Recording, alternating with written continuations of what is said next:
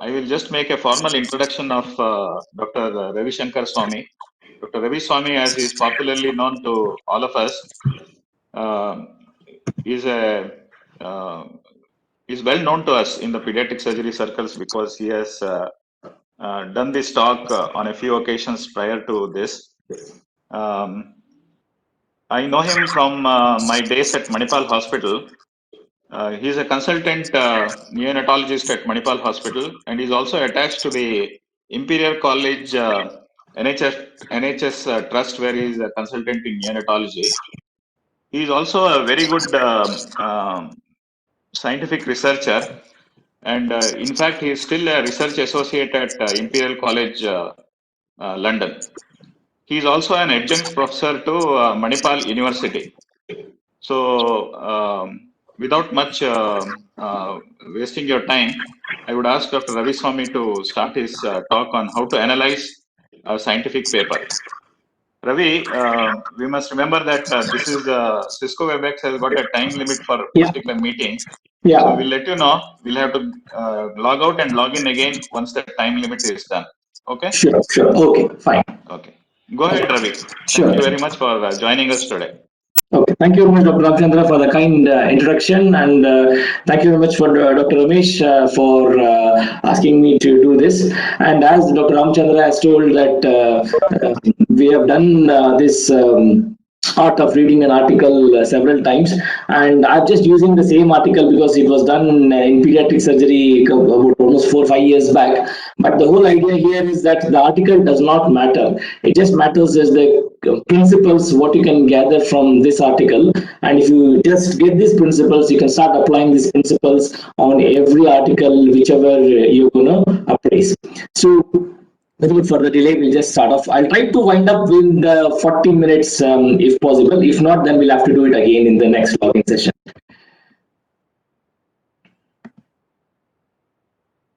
Right. Okay, so what I'm trying to do in the next half an hour to 45 minutes is to tell a little bit about what is evidence-based medicine, and then we will appraise a particular article from the NEJM, which is called the River trial. And of course, I'll also tell why we need to do the critical appraisal of such trials, and then we'll have some take-home messages, so that will be your guide for appraising future articles. So evidence-based medicine, if you see online or if you read any books, you will find multiple definitions for evidence-based medicine. But one of the simplest definition which we or anyone will see is that it has to be a combination, and combination of 3 things. So whatever is the best available evidence, so which is like what we're going to do today is that we will find the best available evidence for that in this NEJM paper. Then we have to combine it with our own clinical expertise, because we have been seeing these babies for the last 20-30 years. We have to start seeing, can we really apply it in our setting? So that is what you will need to use your clinical expertise. And of course, last thing is the patient value. So if you say, oh, it's a fantastic drug, you need to take it, and the patient says, no, I really don't want, then again, the entire evidence-based medicine goes out of the window.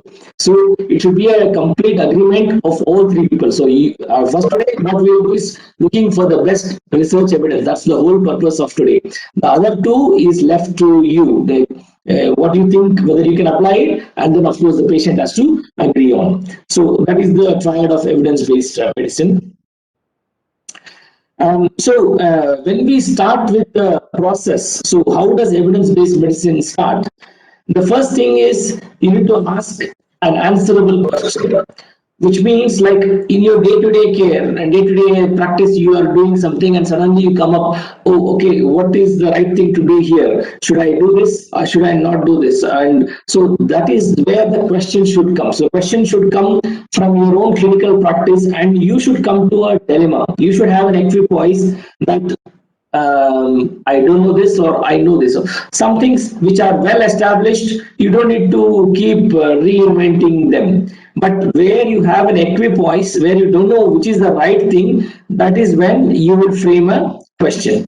And there are ways of framing questions like the PICO format, which I'll talk to later. But that is where you come up with the question. Once you get the question, you form the PICO format, and then you will look for the best available information in on usually the PubMed is one of the best ways to search the internet and find out the best available information. Once you get the best available information, you find the article, then you will be appraising that article for validity. And that is what we are trying to do today. So we have a question already, we have looked at the internet, and now what I'm doing is the third process, which is basically appraising the information. So for some other things, we can have another talk on how to form the pick a question, how to look for the on the PubMed, how to search on PubMed. That's a separate talk. We can do it at a later stage. But today we are doing this part of the talk, which is appraising the information. I'll give you the information, and then now applying to the patient again, as I told, is the clinical expertise and the patient choices. So that comes again for the doctor who is treating the patient. So today we are focusing only on the third aspect, which is appraising the article. So why should we need to appraise research papers? Because research papers are all written by highly skilled, clever people. And usually they're all, once skilled people write it, it will be reviewed by one of the highly skilled, dedicated leaders in that particular field, and there'll be no bias and subjectivity. And there is not much any hidden agenda. So this is what I used to think when I was young, and then I used to say, why should we really appraise articles? As time goes on, you start realizing that the articles written by you and me, and then finally it will also be reviewed by you and me. And then we all have hidden agendas, and we'll always have blind spots, and we'll make mistakes. And we always think whatever research we do is the best. So nothing beats us, and so we make an absolute agenda to push it. Whatever other things are there, we hide it, but we make sure that things goes on. And this is what eventual truth is. And that is the reason why you need to appraise articles to find out what is this hidden truth. So at every appraisal of after every question or every article you appraise, you need to ask these three questions. So we'll also be asking these three important questions at the end of appraising this article. The first question is, are the results valid?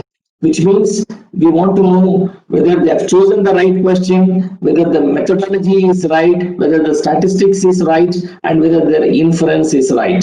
So the main thing is the methodology. If the methodology is flawed, then the results are not valid. So we are looking at the methodology here. So that is the first thing which we look for. Are the results valid?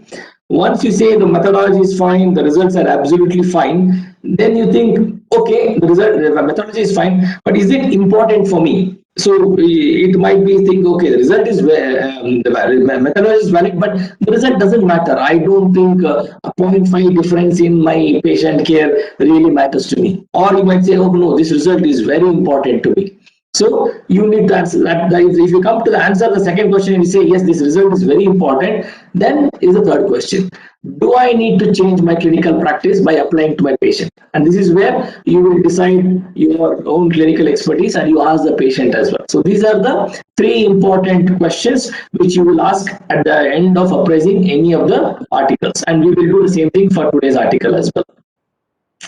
Right. So I sent this article, the Rivals trial, for people to have a look. And I don't know how many of you managed to read, but if you have still not managed to read, then just open the abstract. And the abstract is the key. Today we'll only deal with the abstract. And in the abstract itself, we'll be able to answer most of the questions.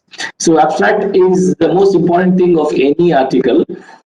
So this is the study, the antimicrobial prophylaxis for children with vesicoureteral reflux. So any children, a child who has got VUR grade 1 to grade 4, and then we're going to give antimicrobial prophylaxis. In this case, sulfamethoxazole and cotrimoxazole. That's what they have. Sorry, cotrimoxazole is what they have used here. And for these children to for vesicoureteral reflux to see whether they can prevent UTIs. And this is published in NEJM.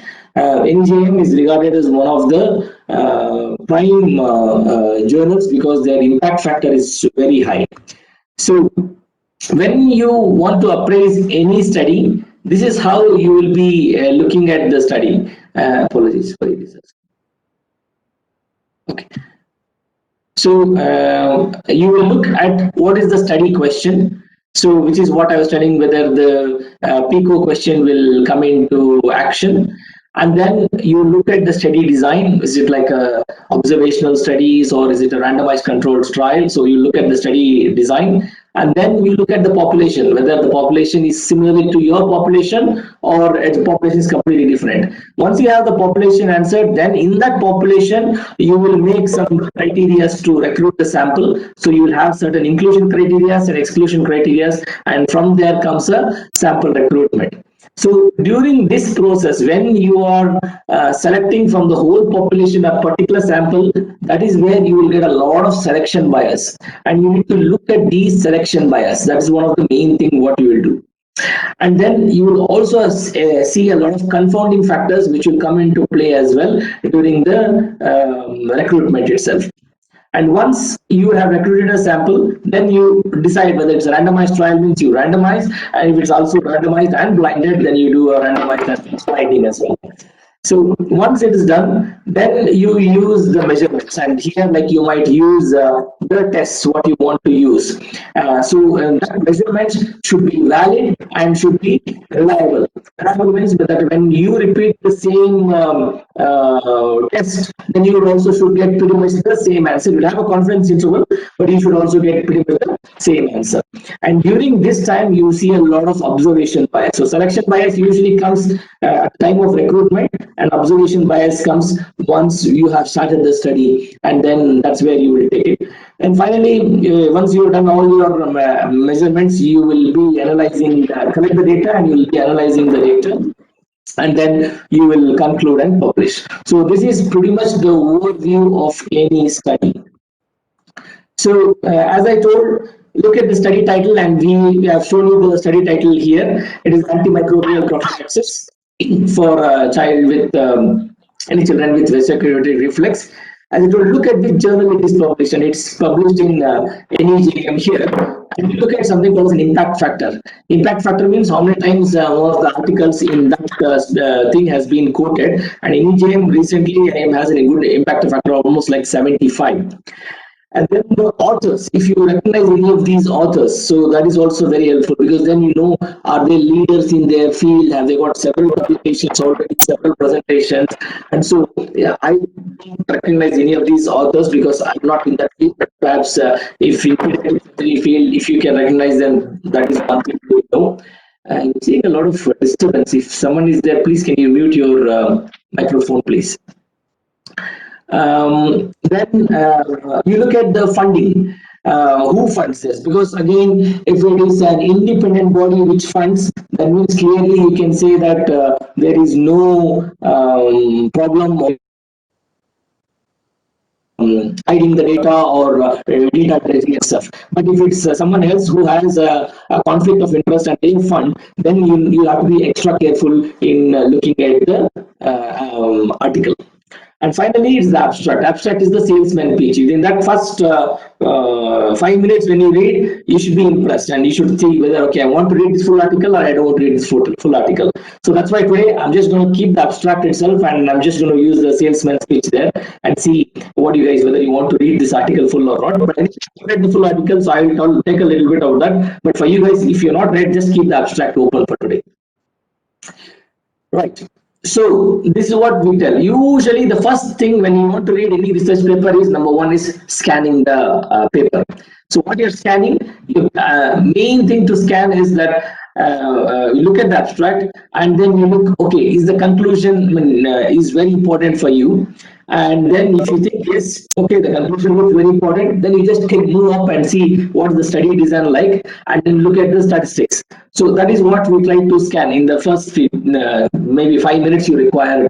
And if you say, yes, it looks good, then you will move to appraise that article. And so for here today, what I've told is that I've scanned the article, that's what I looked at the abstract, and we think it looks very good and it's valid. And that's the reason what we'll do today is we'll be appraising the article, and we look at the methodology and the result section. And once you will appraise, you will be able to draw your own conclusions, and then you will decide whether to apply it on your patients or not. So this is the abstract, sorry, apologies. This is the abstract. I just need to use this.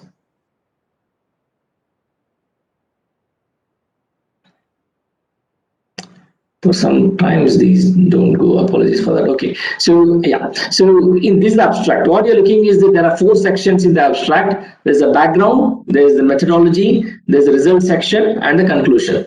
So in this background, what they're telling is that children with febrile urinary tract infection commonly have vesicouretic reflux. So here the population is the children, and these children with who have got UTIs and fever is there at the same time, and they have vesicouretic reflux. So is this some of the common population do you see in your day-to-day life? And if you say yes, I see a lot of children with UTIs and fever is there, and then we of course we always do for first or second episode of UTI we investigate them using the first of course ultrasound, but you also do your MCUG and then you look for reflux. So yes, I see this population day to day life. So then you can say okay, fine, I see this population, so perhaps this article is relevant to me. And then you see, look at next question they tell is that so population is defined. The trial, because trial results have been limited and inconsistent, the use of antimicrobial prophylaxis to prevent recurrences in children with reflux remains controversial. So they have a dilemma here. So they don't know whether we should be giving antimicrobial prophylaxis to the children or not to give the children, because the previous studies have been controversial and they have not been able to conclude. So you have a equipoise. So they have clearly told those 2 things. So it's a very good background and they have clearly demonstrated equipoise. And then in the methodology, what have they done? In this one, they have told in this 2-year multi-site randomized placebo-controlled trial involving 607 children with vesicouretic reflux that was diagnosed after the first or the second febrile symptomatic urinary tract infection, we evaluated the efficacy of cotrimoxazole, so that is a trimethoprim with sulfamethoxazole, in preventing recurrences. So they have used a drug, and it was a period of 2 years, a multi-center randomized control trial, and they wanted to prevent UTIs. They also, that is the primary outcome. So any study will have a primary outcome and a secondary outcome. The sample size will always be based on the primary outcome. Secondary outcomes are some things which you will get out, and then you can use these secondary outcomes when you want to do another study. And you can, sample size can be based on the secondary outcome next time. Here the secondary outcomes were renal scarring and treatment failure, and also you wanted to see the antimicrobial resistance. So that is the methodology. Just for the time being, just leave the results, come back to the conclusions. Conclusion, they are telling among children with VUR after UTI, antimicrobial prophylaxis was associated with a substantially reduced risk of recurrence, the recurrence of the UTI, but not with the renal scarring. So they are clearly telling that if you give the cotrimoxazole for children over a period of 2 years, you will reduce the risk of UTI.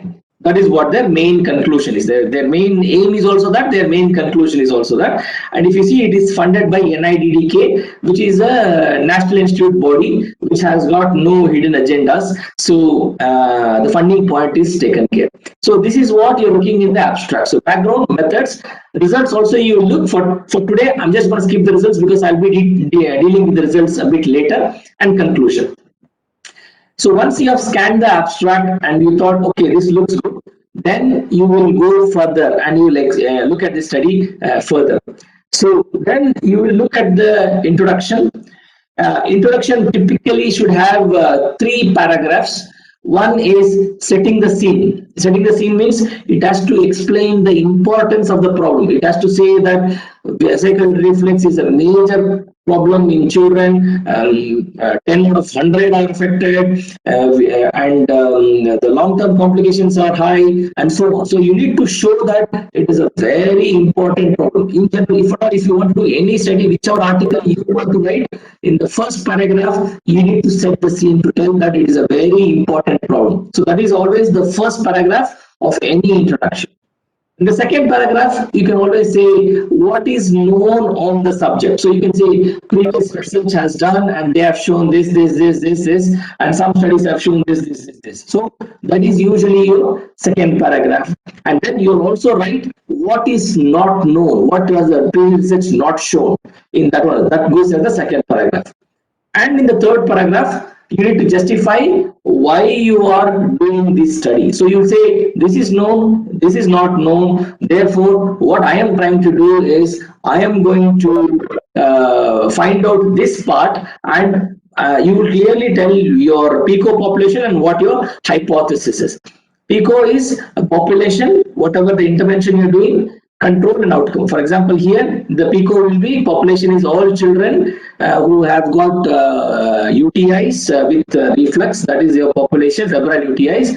Intervention is that you'll be giving cotrimoxazole, and control is that you're giving a group of children who are randomized, so who will not be receiving the cotrimoxazole, so they will be on placebo. And outcome is that you want to see by the end of 2 years how many of them have had UTI. So that is your PICO population. This is how you write your paragraph.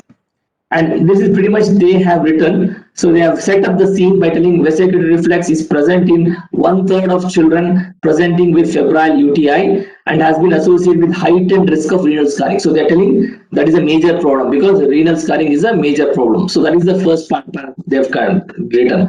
The second thing which they have written is early randomized controlled trials that have compared anti-reflux surgery with antimicrobial prophylaxis showed no significant difference in the rates of recurrent UTIs and renal scarring. However, the lack of a placebo or observation, so they are told what is known and what is not known. What is not known is the lack of placebo or observation group precluded a determination that the either surgery or prophylaxis was effective. So, and then again was something what is known, again written, more recent randomized control trials which were unblinded have conflicting results regarding the effectiveness of antimicrobial prophylaxis in reducing recurrences. So what is known, what is not known, they have done. So what are we doing? So what they are doing is we designed a randomized intervention for children with VUR. So they have got a population. Population is the children with VUR to determine whether a long-term microbial prophylaxis. So intervention is a long-term microbial prophylaxis is effective in preventing febrile or symptomatic recurrences. Your outcome is prevention of recurrences of a UTI and also the likelihood of renal scarring. To the extent which contributes to bacterial resistance. So your main thing is prevention of UTI, and bacterial resistance will come as your secondary outcome. And they have not mentioned about the C, which is the control, but here the control is the placebo group, which does not require which is not taking the cotrimoxazole. So hope I'm clear about how to read the introduction itself. 3 divisions. What is the importance of a problem? What is known? What is not known? And then the last paragraph is what you are trying to do, but answer it with a PICO question. And also probably a hypothesis should also come there itself. So that is the first paragraph, and that's their introduction, which they've done very, very well. So I'm just thinking, how will this go? Just give me a second. I hope this will disappear. Okay. So in the methodology, again, you will need to know what is the study design. In study design means what they have done, how they have done, and so on. Typical study designs, these are the typical study designs. You will have an observational studies which is all descriptive. So observation and you're describing things. Surveys, case report, case series always go in this observation descriptive. Then you have observation analytical. So again here you have typically the case control studies and the cohort studies. So case control usually will be retrospective. So you have a case and then you have control and you go back and see. Cohort is usually prospective. Also there is one retrospective cohort study, but anyway still for practical purposes we just say cohort study is going forward, and that is most of the observation studies where you are not doing anything. Then comes the experimental group where you are doing an open trial. That means you know what you are doing in both the groups. Then you do something called the randomized control trial, which is the study where you are going to divide the group of children into 2 groups, and then you will be giving one group the drug, and other one experimental drug, and other one is the placebo. And then it's a crossover trial, so where the children will get sort of both the treatments.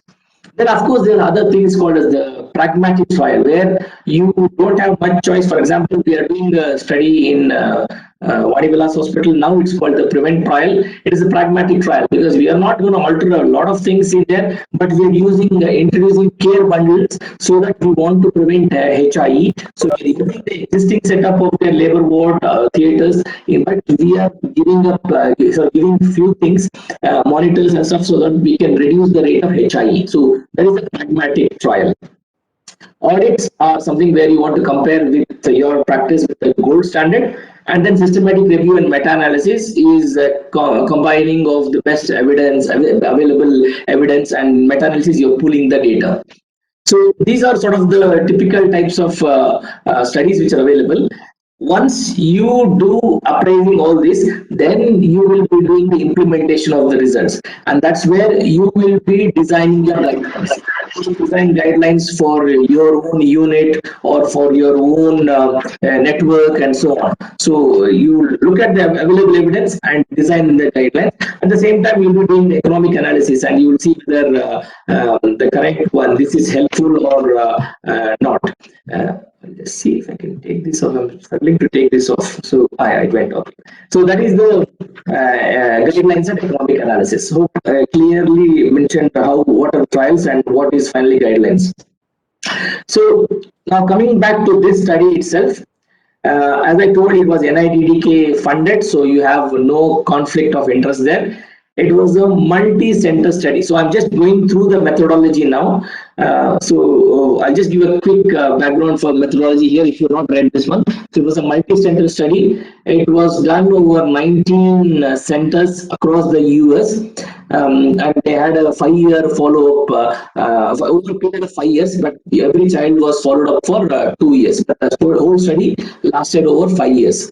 And it was a randomized placebo-controlled trial with appropriate allocation, sequence generation, and blinding. Everything was perfectly done. So I didn't have any concerns with their methodology, especially in randomization. And they used cotrimoxazole, and they were looking at, as I told, recurrent UTIs. They also looked at renal scarring and antimicrobial resistance. So that was their main things what they looked for. Their inclusion criteria, I thought, was quite wide. That was one of my thoughts, because they included children who were 2 months and someone who's almost like coming towards 6 years. So a huge variation in their inclusion criteria at the time of randomization. So that is one thing to keep in mind. But I'm sure you will also see population with VUR anywhere from 2 months up to 5 to 6 years. So that is a normal thing. So it is possible. So that's fine. But just to mention that it's a wide inclusion criteria. They diagnosed the first and second UTI between the two UTIs. That was usually the gap which they had, and they randomized them after the first or the second UTIs. And they were all randomized within 4 months after having the UTI. And then they looked at the presence of the grade 1 to 4 VUR based on the MCUG, and that is typically most of how we will look for the VUR. So these were their inclusion criteria. Of course, they excluded children who had coexisting urological anomalies, and in those children where cotrimoxazole was contraindicated, and any other medical reasons. This was their exclusion criteria, which was straightforward. And they were very stringent about their methodology here, because they clearly defined, as they told, UTI is the primary outcome. They did not use urine bags for specimen collection. That's one of the most important thing in this study. The methodology is very valid because they did not use the urine bags here. And all the renal scarring, everything was done on nuclear scans, and they were read by both pediatric nuclear medicine experts as well. So clearly they mentioned about the scarring. So that is a very good point about the study. Now, in terms of sample size statistics, this is a separate class it's on its own. So how to calculate sample size, what are the medical statistics, but here for practical purpose, these were the things which they used. So they had before starting the study itself, they clearly determined the sample size. So they show that how the sample size of 609 came with 80% power and alpha of 0.05. So they clearly determined the sample, and they told you require about just over 300 in 2 arms. So that is what they told. They use the Fisher exact test, because Fisher exact test typically used when you have categorical data and you want to compare 2 groups. And then the Kaplan-Meier graphs and hazard ratios. This is Kaplan. I'll show you a picture later on. Kaplan-Meier graph is like a survival graph over a period of 2 years. What happens, type thing, and they calculate something called as a hazard ratio of that. And they also use sensitivity analysis. Sensitivity analysis typically is used when you lose people in the follow and you don't know what to do with them. So that's when predominantly sensitivity analysis are used. So their statistics was perfect and nothing to comment on that one. So let's go to the results now. So if you all have the abstracts, please look at the abstracts. I will see if I can, if I have it in my phone, I will just tell the abstract.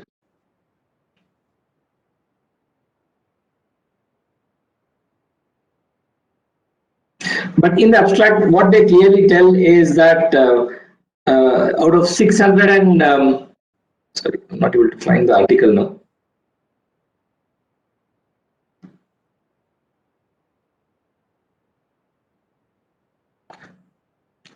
You had about 607 children who were randomized, and in that 607 children, if you see the abstract, recurrent urinary tract infection developed in, okay, so out of 39 out of 302 children in the experimental group, and 72 out of 305 children in the placebo group. So that is what they are telling. So total number of children were 607, 39 out of 302 in the cotrimazole group developed the UTI, and 72 in the 305 children in the placebo group had UTI. The missing children were classified as no event, but I'll tell you about sensitivity analysis later. So they come up with the relative risk of 0.55 with the confidence. So how do they come up with 0.55? So whenever you get any study result, this is what you will be doing. So this slide is the most important slide of for today. So what you tend to do is you need to calculate the relative risk yourself, and you need to calculate something called as the number needed to treat. These are the 2 important aspects of any trial which you will be doing yourself. So what you do is you need to make this 2 cross 2 table. Apologies again, this comes again. Sorry. I'll wait for it to disappear.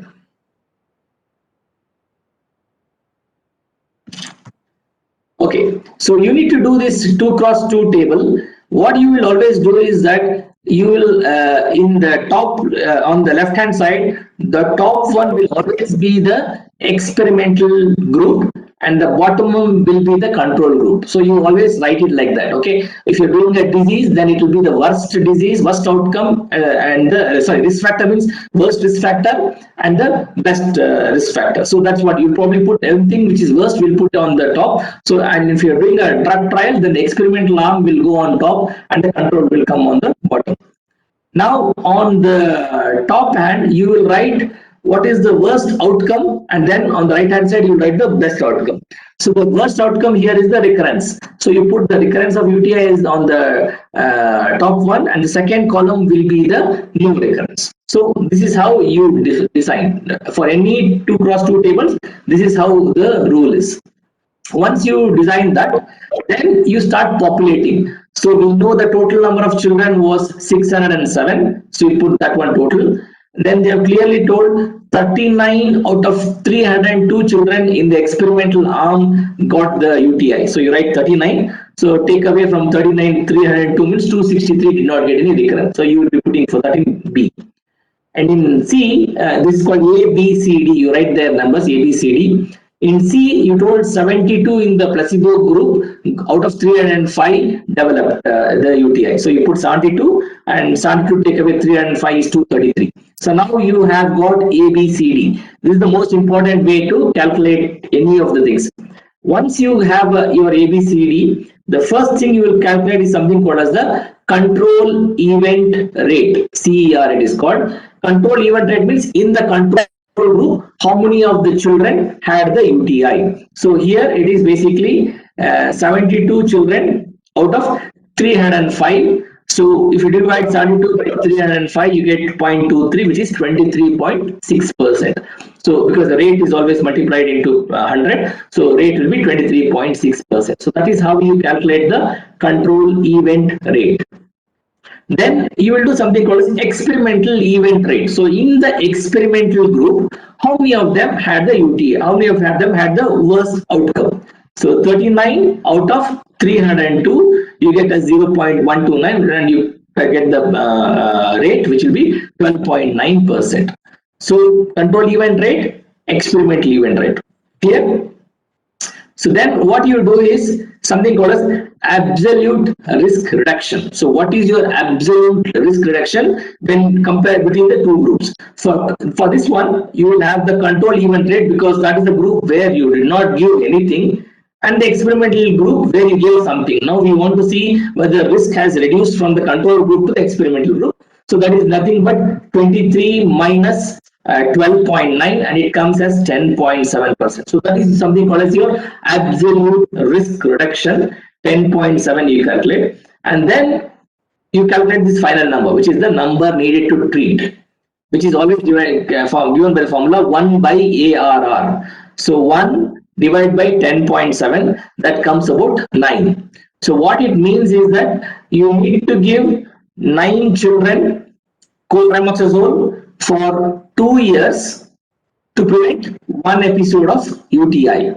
So that is your NNT. I hope I'm clear with that. But if you have any doubts, please raise it at the end. But this is how you have to do. So first you calculate the control event rate, then the experimental event rate, then you subtract the control event rate by experimental event rate, you get the absolute risk reduction, and 1 divided by ARR will always give you the NNT.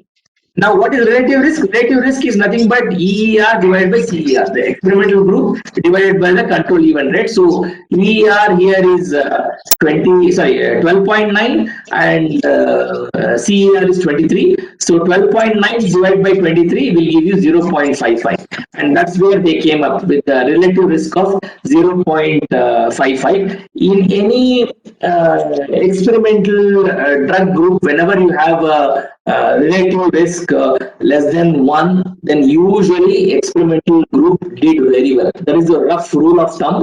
Whenever you see relative risk less than 1 in experimental drug studies, then the experimental arm did very well. That's how you have to remember. And even if you see the confidence interval, it does not include 1. So clearly they can say that the experimental arms did very well here because your relative risk does not include 1 and your confidence interval does not include 1. So clearly you can say relative risk, the experimental arm did very well. And that's how you calculate the relative risk. They do not calculate the NNT, but this is for you to calculate because this is where, as a clinician, you will decide whether I'm going to apply it or not. So for all studies, always calculate the NNT. That is the most important thing. Okay. So I hope I'm clear with this. This is the most important slide of this entire presentation. Ravi, please tell us NNT again. Okay, NNT again. So if you are happy with control event rate is the control group 72 divided by 305. So that is control event rate. So 72 out of the children in the placebo group got UTI out of 305. So you divide 72 by 305, 20.23, and you multiply by 100 because you want to calculate the rate. So 23.6% is the control event rate. Now to do the same thing for the experimental group. In the experimental group, because in the abstract, that's what they're told. The first line in the abstract is this much. That's why I'm telling just the first line of abstract is all you require for the study. 39 out of 302 experimental group got the UTI. So 39 divided by 302 is 0.129 and 12.9 to get the rate. Now you get something called ARR. ARR is absolute risk reduction. So which is basically control group where you did nothing, and in experimental group you did something. So you want to see whether the risk has come down by giving this one or risk has gone up. Okay, so in this case it will be risk reduction. So control group was 23 and experimental group was 12. So 23.6 minus 12.9, it comes to 10.7. So that is your absolute risk reduction. So the risk has come down by almost 10%. When you get ARR, you need to divide 1 divided by ARR gives the NNT. That is the first thing. So 1 divided by 10.7 gives 9. So it means that 9 children need to take cotrimoxazole for 2 years to prevent 1 episode of UTI. So that is the meaning of the NNT. So 9 children, nine needed to be treated to prevent 1 UTI. That is the message. Need to take, yes, 9 children need to take cotrimoxazole for 2 years. For 2 years to reduce 1 UTI. 1 UTI. Yeah, got it. So that is your NNT. Okay. Then finally, the relative risk is EER divided by CER. So obviously 12 and 23 means half of rough number 12 and 24. So it will be almost like 0.55. So that's why they got EER of 0.55.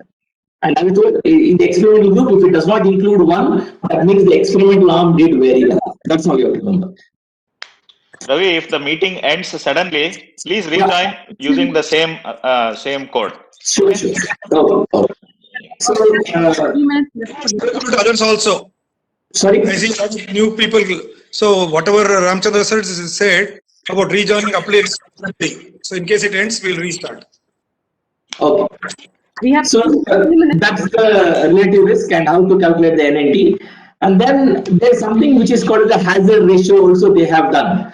Okay, so this is the Kaplan-Meier graph which they have got in the article. And if you see the abstract itself, in the abstract they have written prophylaxis reduce the risk of recurrence by 50%.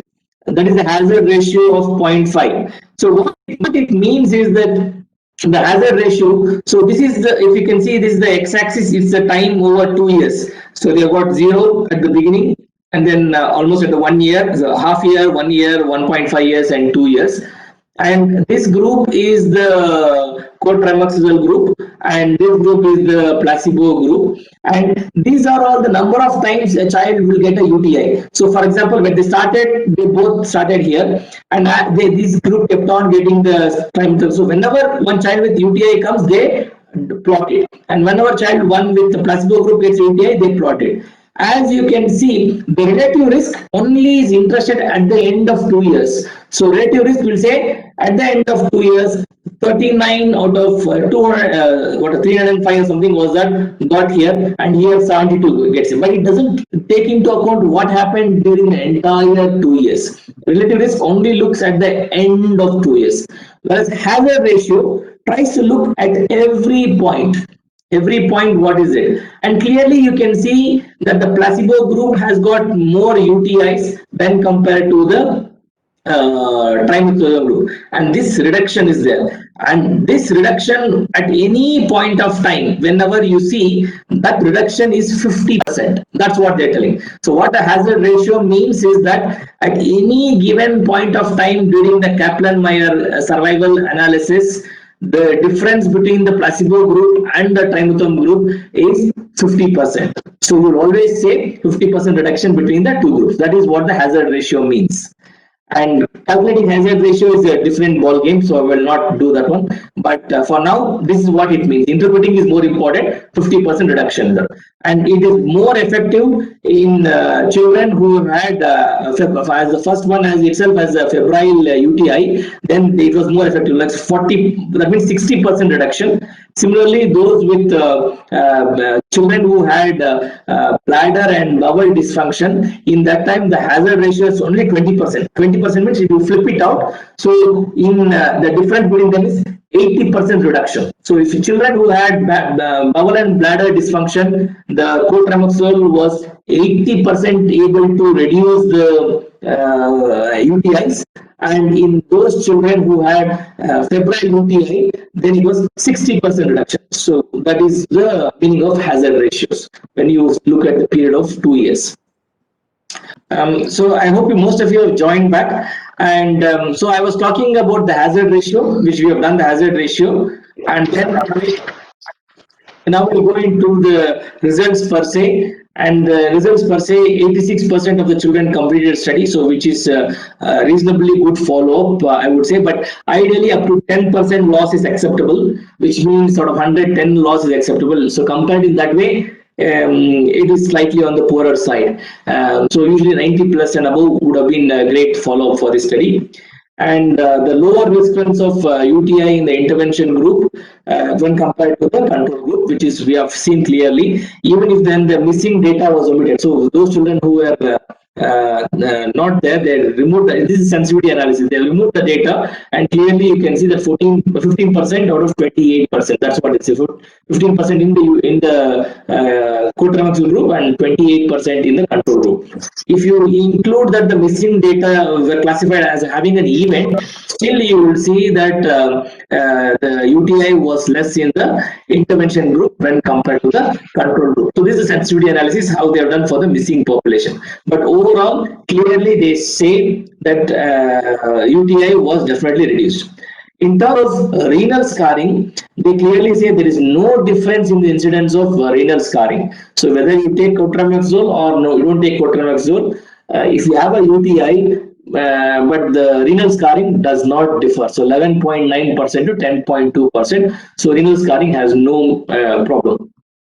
The only downside here is that the antimicrobial resistance was significantly higher in the group which received cotrimoxazole. So 63% of them had the resistance to cotrimoxazole compared to 19% in the placebo group who did not have the resistance. So these are the other two important conclusions which comes from this study. So what they clearly showed at the end of the study is that antibiotic prophylaxis is useful to prevent repeated episodes of UTI in children with UVUR. So that is their major conclusion, and maximum benefit is for those children with bowel and bladder dysfunction, because I showed you the hazard ratio was almost like 80% reduction in that one. And the first febrile infection, because again you saw the hazard ratio was 60% reduction. Normal population there was 50% reduction, but those with VBD had 80% reduction, and those who had first febrile infection has 60% reduction. So this is their major conclusion. So any doubts about this so far before we go answer those three questions? Analysis were brilliant, Ravi. Really, I think took us through. Ravi, can you make a point about that intention to treat analysis? Okay, so intention to treat. Sorry? 2 slides back, there is an intention to treat analysis. This one, yeah.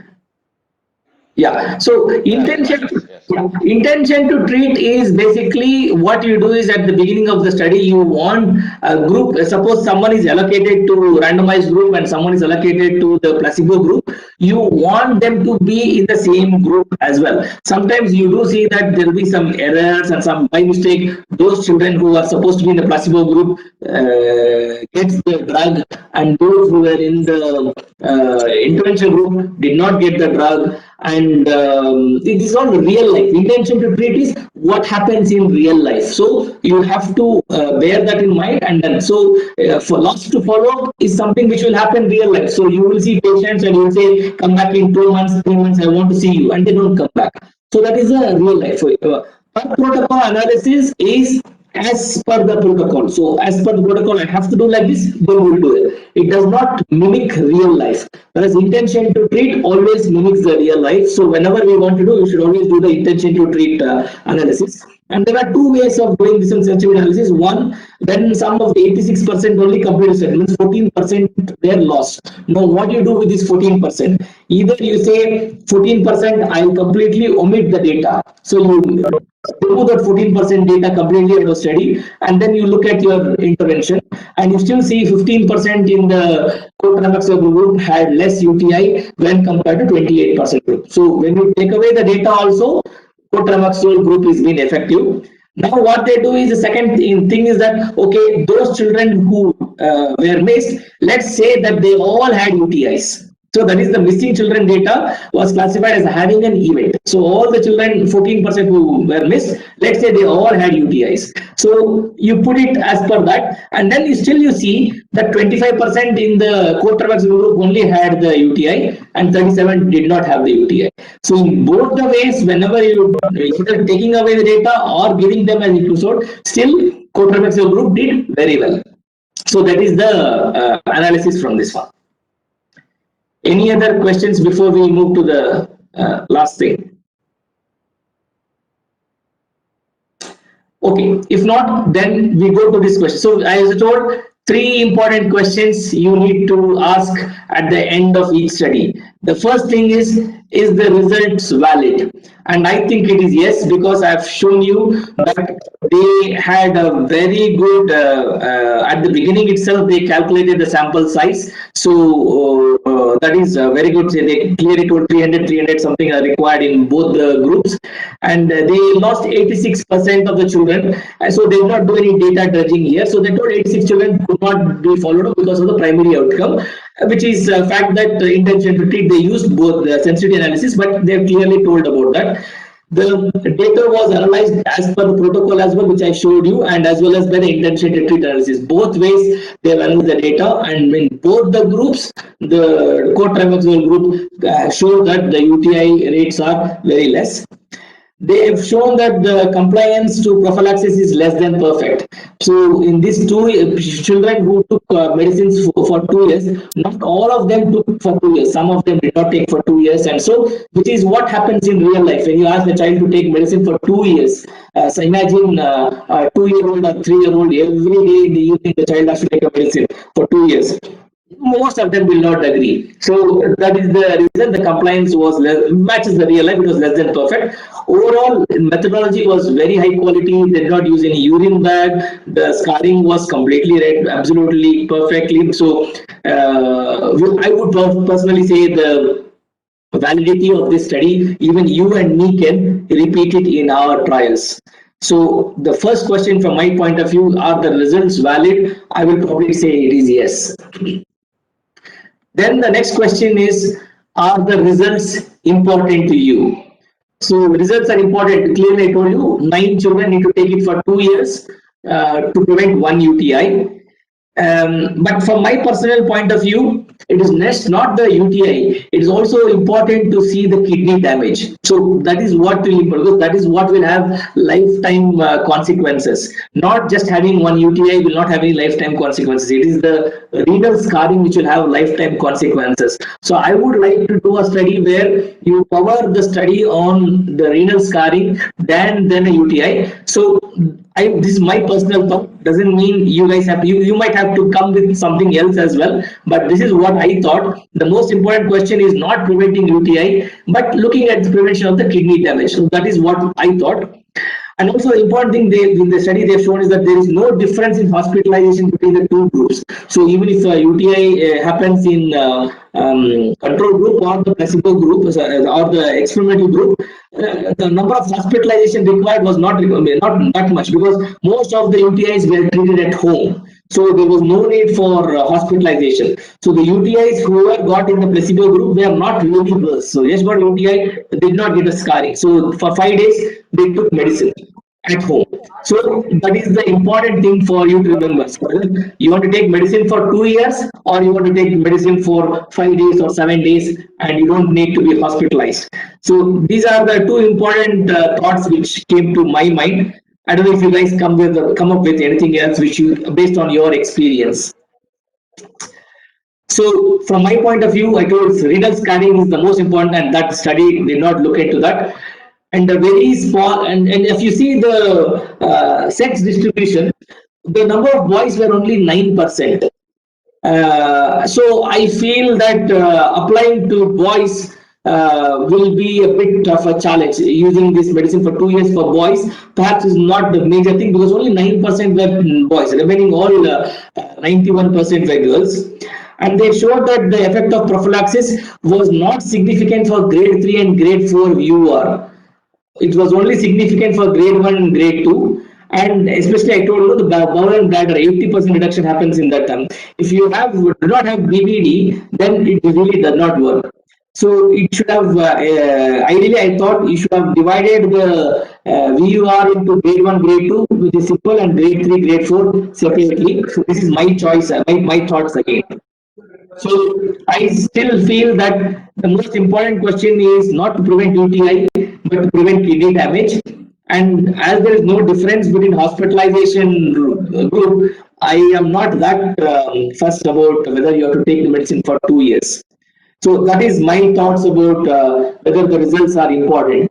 You might also have some other thoughts as well. You can share at the end of this thing. So question is whether I need to change my practice. So you should also remember that cotrimoxazole can cause Steven-Johnson syndrome as one of the side effects. So that is one thing you have to bear in mind. You also know most of the US, especially grade 1, grade 2, might resolve spontaneously because this drug is ideally given to grade 1, grade 2 VUR, not for grade 3, grade 4 UR. So grade 1, grade 2 might spontaneously resolve. So do you want to give it? And also, as I told, the compliance for 2 years, asking a child who is 2 or 3 years old, take this medicine every day for 2 years, that will be a challenge. So these are my thoughts about justifying the clinical practice. So keep this in mind. So I personally feel in this study, prophylaxis is beneficial. I'm having some disturbance, I think, actually. Someone, if you can mute their microphone, please. So the main applicability here is Well, prophylaxis. she's doing Yeah. this, she has to continue till 2 o'clock. Okay. Is beneficial to a patient population comprising of girls, because I told only 9% were boys, with a low grade reflux, if you see grade 1 and 2, and those children who have bowel bladder dysfunction. So this is the right group according to this study who will be prevented from getting UTIs.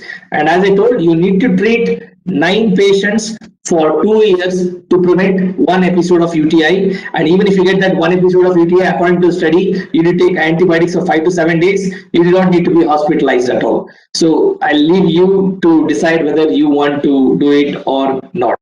So in summary, what I always say is that what you do is that where the article is published, please look at that. And once you feel that's good, scan the abstract, look at the background, look at the methodology, look at briefly the results, and look at the conclusion. If you think that looks good, then you look at the methodology. Is it valid? Once you say the methodology is valid, calculate the NNT yourself, and then you come across NNT. Once you are absolutely sure of the NNT, everything is working, then ask these 3 questions. Is it valid? Is the result important? And do I need to change my practice? So these are the 3 important questions. So thank you very much for having me here. And that's my contact details. If anyone wants to ask me anything else, please feel free to call me, and we can take it forward if you have any other questions. Thank you.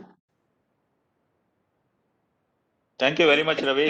It was an excellent analysis, and as you have pointed out, this so-called, it is a very, very highly sort of advertised trial. Review trial is highly advertised and much touted, but you have really broken down the whole analysis into their contribution being effective only for two populations, two small populations, that is girls with small grade of reflux 1 and 2, and also maybe with bowel bladder dysfunction.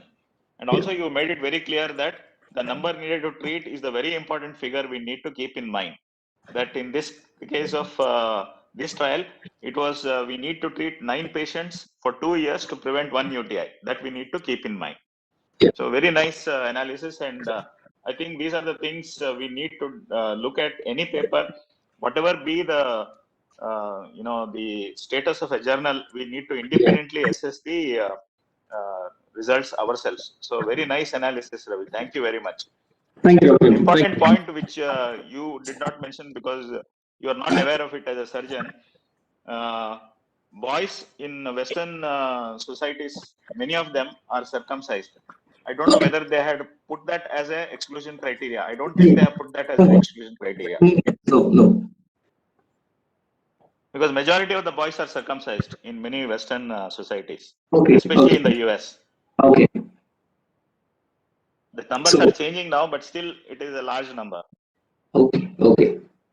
Yeah, these things comes only by your experience. So I have given you the thing. So now this is your thing because I didn't know. Have they given any reason why only 9% of the boys, 9% of the patients were boys? Have they given No, it any was reason? just during that they had funding and they had to recruit in those centers, and most of the children who were coming were girls. Oh, okay, fine.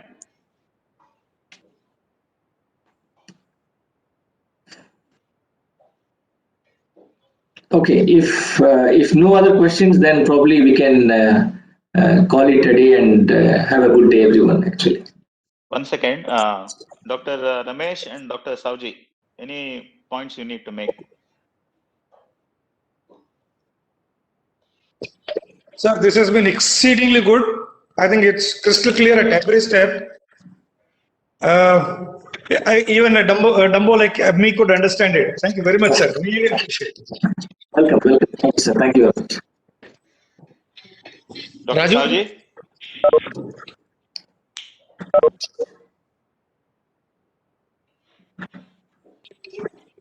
Dr. Ravi, as I told, we have recorded the meeting. In all likelihood, we'll be uploading it in this week. The Sure, moment we sure. upload it, I'll send you the link, sir. Sure, sure. Okay. Great. I really appreciate for the time that you spared for us. Thank you very much, sir. Really appreciate it. Thank you. Thank you, sir. Thank you very much. Bye. Thank you, Ravi. Thank you very Bye. much. Bye. Bye.